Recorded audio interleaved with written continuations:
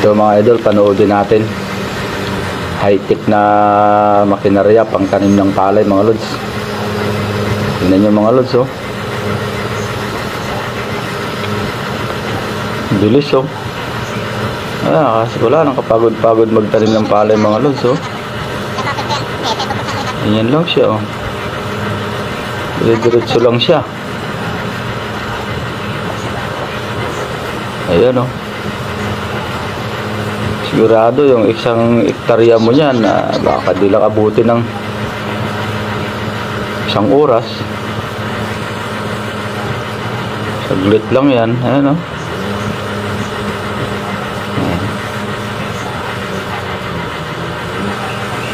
Ikot na naman siya. Yan lang. Balik na naman. Ano yung mga idol, oh. Simpleng-simple lang, oh.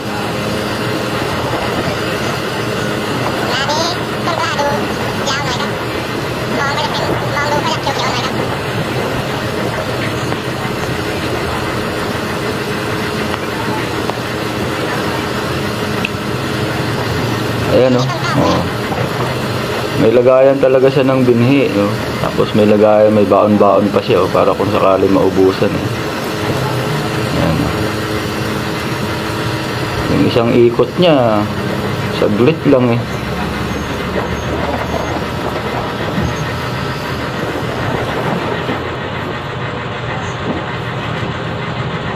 Ayan, oh. Lagay na naman niya yung mga binhi. Sali na naman niya dun sa lagayan niya.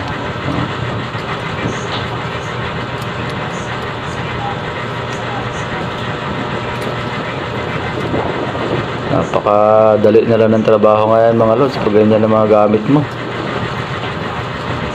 Tipid ka na sa tao. Mabilis pa. Kaya lang ang presyo din yan, eh, sigurado medyo mahal din.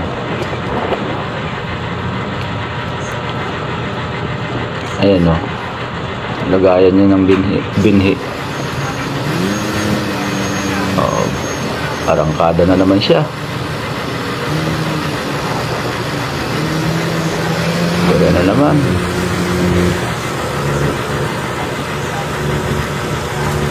Ayun, oh. Baba na naman niya, oh.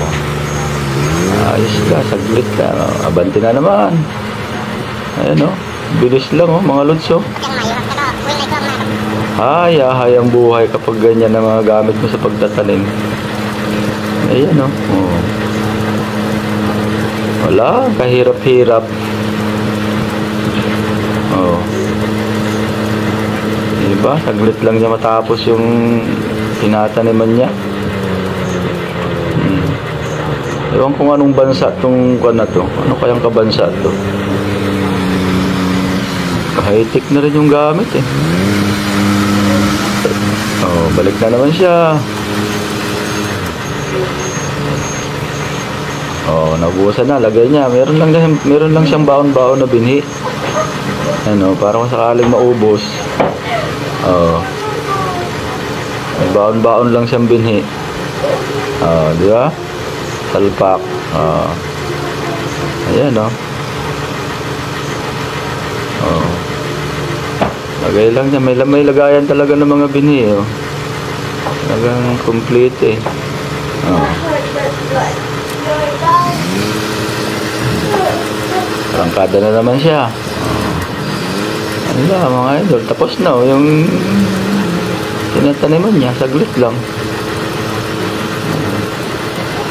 Di ba mga lods? Pakasimple lang pag ganyang gamit mo sa bukid mo, ah. Wala, kahirap-hirap. Pati pang-ani ngayon, makinarya na rin.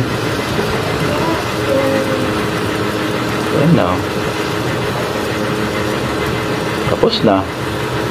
Yun lang mga idol. Thank you for watching.